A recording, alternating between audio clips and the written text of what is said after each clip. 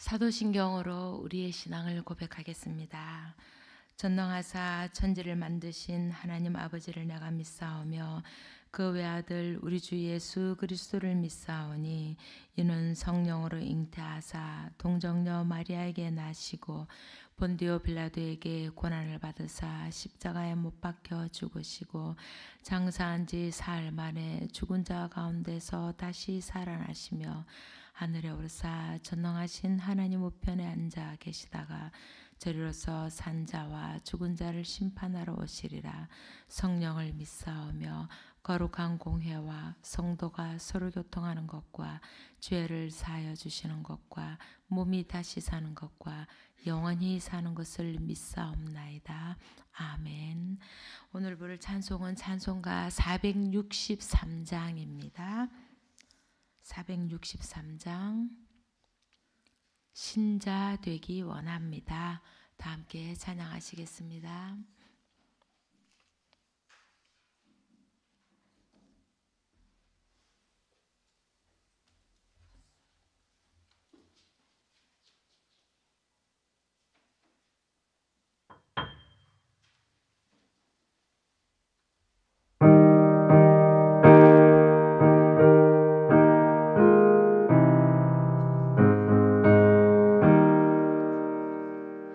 예수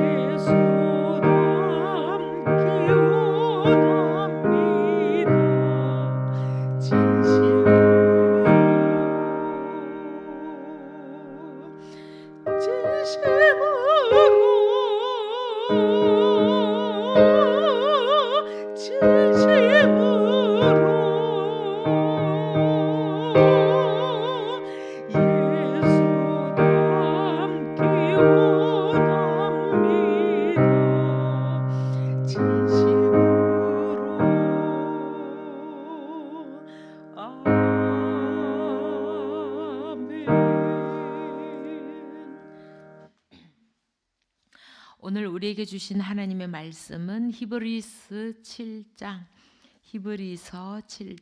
1절에서 3절까지입니다. 히브리서 7장 1절에서 3절까지 말씀 다 함께 한 목소리로 읽겠습니다. 이 멜기세덱은 살렘 왕이요 지극히 높으신 하나님의 제사장이었습니다. 그는 아브라함이 여러 왕을 무찌르고 돌아올 때에 그를 만나서 축복해 주었습니다. 아브라함은 모든 것의 10분의 1을 그에게 나누어 주었습니다. 첫째로 멜기세덱이란 이름은 정의의 왕이라는 뜻이요. 다음으로 그는 또한 살렘 왕인데 그것은 평화의 왕이라는 뜻입니다. 그에게는 아버지도 없고 어머니도 없고 족보도 없고 생애의 시작도 없고 생명의 끝도 없습니다. 그는 하나님의 아들과 같아서 언제까지나 제사장으로 계신 분입니다. 아멘. 지난주 토요일에 예담 걷기반이 안산 자락길을 걸었습니다. 그 길이 얼마나 좋은 길인지 알기에 많은 사람들이 함께하길 바랬습니다. 기대한 만큼 많은 사람은 아니었지만 참석한 모든 사람들이 그 길에 만족했습니다. 저는 그 길을 속속들이 알고 있었기에 나를 믿고 따라만 오라고 자신 있게 말했었지요. 좋은 길에 좋은 동행자들과 함께 걷는 것만큼 신명나고 기쁜 일도 없을 것입니다. 걷다 보면 다리도 아프고 지치기도 하지만 그 사람들 그 길 덕분에 힘을 내어서 갈 수가 있었습니다. 우리는 모두 예수님과 동행하는 길을 걷는 그리스도인입니다. 우리가 걸어가는 이 길이 정말 좋은 길임을 믿고 당신과 함께 걷고 싶다고 초대할 수 있는 우리가 되길 원합니다. 오늘 히브리서 기자는 예수님이 닦아 놓으신 길, 하나님께 이르는 길이 우리 앞에 놓여 있으니 함께 걸어가자고 모두를 초대하고 있습니다. 지치고 힘들더라도 주저앉지 말고 되돌아가겠다고 뻗대지도 말고 이 길 끝에 계신 하나님을 바라보고 함께 앞으로 나아가자고 들려주고 있는 것입니다. 히브리서는 고난받는 유대교 출신의 그리스도인 공동체에 보내진 편지입니다. 그들은 22년 전 예루살렘이 멸망하고 성전이 파괴되는 것을 보았습니다. 그리고 지금은 유대인들과 로마에 의해 박해를 당하고 있습니다. 그들이 믿는 예수 그리스도가 다시 오시겠다고 했는데 자꾸만 재림은 지연되고 있었습니다. 조금씩 신앙이 흔들리기 시작했고 광야와 같은 이 메마르고 고통스러운 삶에 지쳐가기 시작했습니다. 믿음으로 살아가는 삶에 위기가 찾아왔고 세상적인 삶에 이끌리기 시작했습니다. 핍박에 대한 두려움, 신앙적인 혼란 등은 그들이 흔들리기에 충분했습니다. 그리하여 히브리서 기자는 신앙을 부인하려는 그들을 설득하여 그 생각을 바꾸고 신앙이 흔들리는 위태로운 길에서 돌아서게 하여야 했습니다. 오늘 7장은 멜기세덱을 통해 투영된 예수님의 대제사장직에 대해 이야기하고 있습니다. 이를 통해 다가올 종말에 대한 소망을 갖게 함으로써 박해를 이겨내고 흔들리는 신앙을 확고하게 만들고자 하는 것입니다. 앞서 저자는 5장과 6장에서 예수님이 멜기세덱의 계통을 따라 대제사장이 되셨다고 선언하고 있습니다. 그런데 이제 저자는 예수님의 대제사장의 직분이 멜기세덱과 어떤 관련이 있는지를 설명할 필요가 있었던 것입니다. 아마도 유대인들이 제사장은 레위 지파에서 나오게 되어 있는데 예수님은 유다 지파 출신이므로 대제사장이 될 수 없다고 주장하였기 때문일 것입니다. 이에 히브리서 기자는 예수님은 레위 지파를 쫓는 것이 아니라 멜기세덱의 계통을 쫓아 영원한 대제사장이 되었다고 논리적으로 설명해 가고 있습니다. 멜기세덱은 레위 지파가 아닙니다. 레위나 모세가 태어나기 이전 사람입니다. 그럼에도 제사장이 되었습니다. 그렇다면 제사장의 직분은 반드시 레위 지파의 자손들만이 할 수 있는 것이 아니란 사실을 알 수가 있습니다. 또한 레위 계통의 제사직이 불완전했기 때문에 멜기세덱의 계통을 따른 제사직이 필요했던 것입니다. 율법에 따르면 속죄 제물을 드려야 할 사람이 대제사장으로 되어 있습니다. 그런데 예수 그리스도가 대제사장이 되어서 그의 백성들의 희생 제물을 하나님께 스스로 드렸던 것입니다. 이렇게 멜기세덱의 계통을 따라 제사장이 되신 예수 그리스도를 설명해야 했던 것입니다. 이처럼 멜기세덱은 예수님의 제사장직을 설명하는 데 있어서는 없어서는 안 될 인물인 것입니다. 멜기세덱은 창세기 14장에 나오는 인물입니다. 아브라함의 조카 롯이 소돔에 살 때의 이야기입니다. 그돌라오멜 왕과 그 동맹군이 소돔과 고모라에 서들어와서 롯을 포로로 잡아갔고 그의 재산도 빼앗아갔습니다.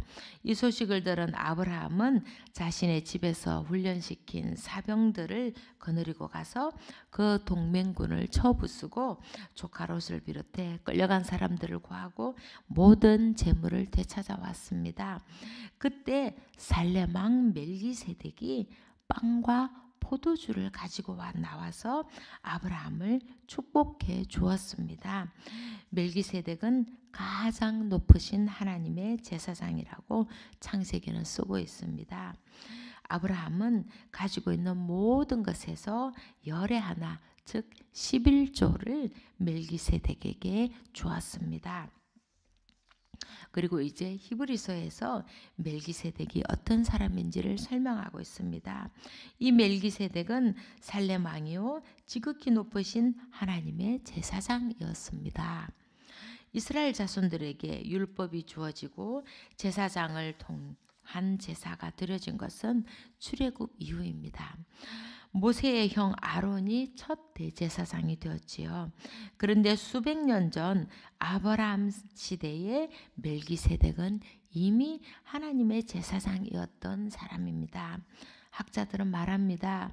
아담과 하와에게 주어졌던 참 하나님에 대한 지식과 참 제사는 셋과 그의 후손을 통해 전수되었습니다.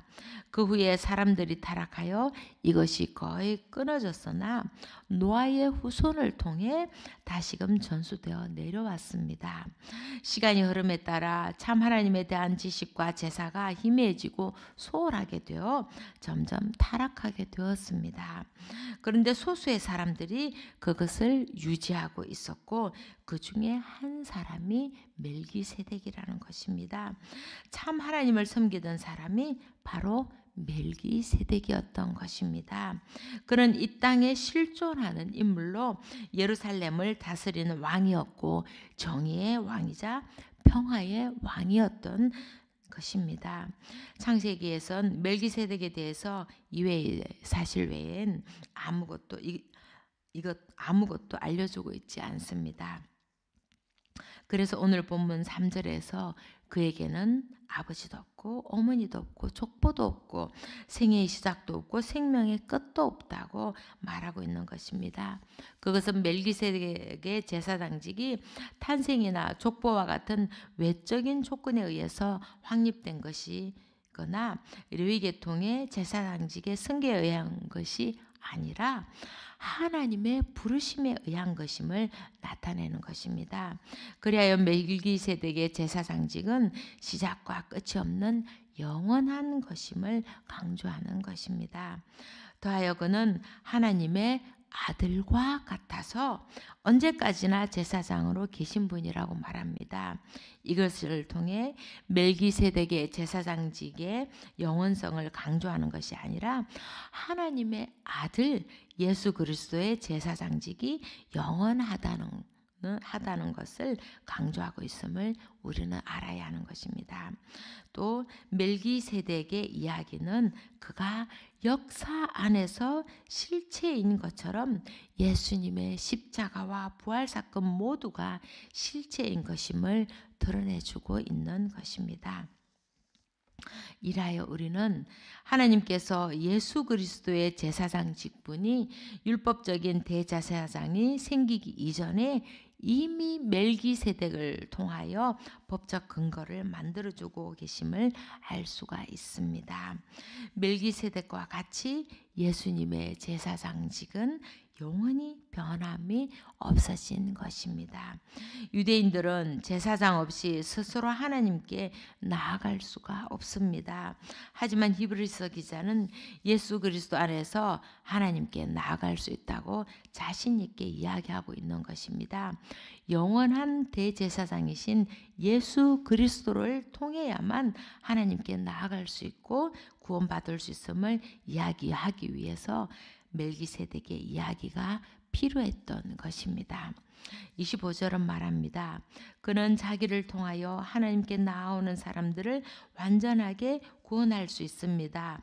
그는 늘 살아계셔서 그들을 위하여 중재의 간구를 하십니다. 예수님은 그런 분이신 것입니다. 영원한 사랑이시고 생명이신 하나님께 나아가는 길을 열어놓으신 분이신 것입니다. 예수님만이 하나님께 가는 유일한 길 자체이며 예수님만이 하나님께로부터 와서 하나님께로 가는 길을 알고 계신 분이십니다. 레위 지파인 대제사장들은 하나님과 가기 위해서 날마다 먼저 자기의 죄를 위해 희생 제물을 드려야 했습니다. 불완전한 존재였던 것입니다. 그러나 예수님은 단 한 번 당신을 희생 제물로 바치시고 다시는 제사를 드릴 필요가 없게 된 것입니다. 우리는 오직 예수님을 믿기만 하면 되는 것입니다. 예수님께서 하나님께 가는 장애물이었던 막힌 담을 모두 허물어 버리셨던 것입니다. 예수님으로 인해 죽을 수밖에 없는 죄인인 우리가 하나님의 은혜의 보좌 앞에 당당히 나아가게 된 것입니다. 그리하여 하나님 나라의 백성으로 살아갈 수가 있게 된 것입니다. 하나님께 이르는 길은 오직 예수 그리스도가 닦아놓은 길밖에 없습니다. 예수님을 따라가야 하는 것입니다. 하지만 때로 우리는 앞서가시는 예수님을 놓칠 때가 있습니다. 우리가 예수님을 놓쳤다는 것을 알아채지도 못하고 먼 길을 가지 않길 바랄 뿐입니다. 그래도 기회는 있습니다. 다시 예수님을 찾으면 되는 것입니다. 몇 해 전 일입니다. 아이와 함께 먼 나라에 여행을 갔는데 어느 날 한 도시에서 가이드와 일행을 잃어버렸습니다. 전화번호도 없고 어느 길로 가야 할지도 몰라 정말 눈앞이 캄캄했습니다. 세상이 끝나는 것 같은 두려움이 몰려왔습니다. 한참을 헤매다가 겨우 일행을 찾았을 때 그 안도감이란 말로 표현하기 힘든 것이었습니다. 국제적인 미아가 되는 줄 알았는데 하나님의 은혜로 무사히 집으로 돌아올 수 있었습니다. 우리의 가이드는 예수님이십니다. 한눈 팔지 말고 예수님만 바라보고 가면 되는 것입니다. 예수님과 함께 예수님의 길을 걷겠다고 따라 나섰던 제자들도 예수님이 어디로 가는지 그 길 끝에 무엇이 있는지 궁금했습니다. 마음에 근심하지 말고 하나님을 믿고 나를 믿기만 하라는 예수님의 말도 제자들의 불안감을 잠재우지는 못했습니다. 그러나 예수님은 말씀하셨습니다. 나는 길이요 진리요 생명이다. 나를 거치지 않고서는 아무도 하나님께로 갈 사람이 없다. 오직 예수님만이 하나님께 이르는 길임을 우리는 잊어서는 안 될 것입니다. 환난과 핍박 가운데 길을 잃고 헤매는 사람들, 예수님의 길을 벗어나 다른 길로 가려는 사람들에게 제발 이 길에 있으라고, 이 길만이 살 길이라고 간절히 외치는 히브리서 기자의 목소리가 들려오는 듯합니다. 우리에게도 많은 유혹이 있습니다. 예수님을 믿지 못하게 하는 많은 이유들이 있습니다. 그럼에도 우리는 알고 있습니다. 이 길만이 정답이고 이 길만이 진리인 것을 말입니다. 우리가 잘못 들어선 길은 이미 길이 아닌 것입니다. 죄를 의미하는 하마르티아는 관역을 빗나간다는 뜻이 있습니다. 즉 하나님의 길에서 벗어나는 것을 의미합니다. 그러니 길이 아닌 길에서 돌아서야 합니다. 그래야 살 수 있습니다. 바른 길 위에 있을 때 생명을 보존할 수가 있는 것입니다. 혹여 지금 길을 헤매고 계신 분이 계십니까? 길을 잃으면 우리는 살아도 그 속에 생명이 없는 홀뿐인 존재가 되는 것입니다. 그릇된 길, 잘못된 길을 버리고 참된 새 길을 찾는 몸부림이 있어야 생명 있는 삶을 살아갈 수가 있습니다. 히브리서 기자의 말처럼 우리에게는 하늘에 올라가신 위대한 대제사장이신 하나님의 아들 예수 그리스도가 계십니다. 어떤 고난이 닥쳐도 어떤 유혹이 있다고 할지라도 예수님만 바라보고 그 길을 따라 걷다 보면 어느새 하나님의 나라에 이르러 있을 것입니다. 그날까지 우리 모두 신앙의 길동무가 되어 서로 의지하고 서로 격려하며 함께 손잡고 이 길을 걸어갈 수 있기를 간절히 기도합니다. 아멘. 기도하시겠습니다. 사랑의 하나님, 오늘도 주님을 바라보고 주님만 의지하며 살아갈 수 있는 하루를 주시니 감사합니다. 매일의 삶이 주님을 예배하는 삶이 되게 하옵소서. 오늘도 우리의 걸어가는 그 길 앞에서 밝은 등불 켜고 먼저 걸어가시는 예수님을 따라 걸어갑니다. 때로 앞서가시는 예수님을 놓치고 길을 헤매기도 합니다. 우리가 길을 몰라 헤맬 때 더 애타하시며 찾으시는 주님을 믿습니다. 그러니 우리가 그 길에서 벗어나는 일 없게 하시고 오직 주님만 바라보고 걸어갈 수 있도록 인도하여 주옵소서. 우리가 걸어가는 길이 참된 길인지 하나님이 원하시는 길인지 끊임없이 물으며 참된 길을 향해 걸어갈 수 있도록 도와주옵소서. 오직 예수님만이 하나님께 가는 길임을 기억합니다. 우리의 영원한 제사장이신 예수님만을 믿고 의지하며 따라가게 하옵소서. 혹여 세상의 유혹이 우리의 길을 방해할지라도 예수님을 붙든 손 놓치지 않게 하시고 함께 가는 신앙의 동지들에게 늘 성실한 사람이 되게 하시고 이 길을 걸어가며 일어나는 모든 일들에 늘 감사하는 마음 잃지 않게 하옵소서. 하나님, 우리와 함께 걷던 길동무들이 육신의 질병으로 고통을 당하고 있습니다. 도와주옵소서. 의식이 돌아오게 하시고 쇠해진 기력을 되찾게 하시고 치료의 길을 찾게 하여 주옵소서. 주님만이 살 길임을 믿고 주님께 간절히 구하는 저희들의 기도에 응답하여 주옵소서. 합심하여 기도하는 저희들에게 더욱 힘을 주시고 주님을 찾는 우리의 기도가 더욱 깊어지게 하옵소서. 주님께 사랑받고 주님을 사랑할 수 있음에 감사하오며 이 모든 말씀 길이요 진리요 생명이신 우리 주 예수 그리스도의 이름으로 간절히 기도하옵나이다. 아멘. 하늘에 계신 우리 아버지여, 이름이 거룩히 여김을 받으시오며 나라의 임하옵시며 뜻이 하늘에서 이룬 것 같이 땅에서도 이루어지이다. 오늘날 우리에게 일용할 양식을 주옵시고 우리가 우리에게 죄 지은 자를 사하여 준 것 같이 우리 죄를 사하여 주옵시고 우리를 시험에 들게 하지 마옵시고 다만 악에서 구하옵소서. 대개 나라와 권세와 영광이 아버지께 영원히 있사옵나이다. 아멘.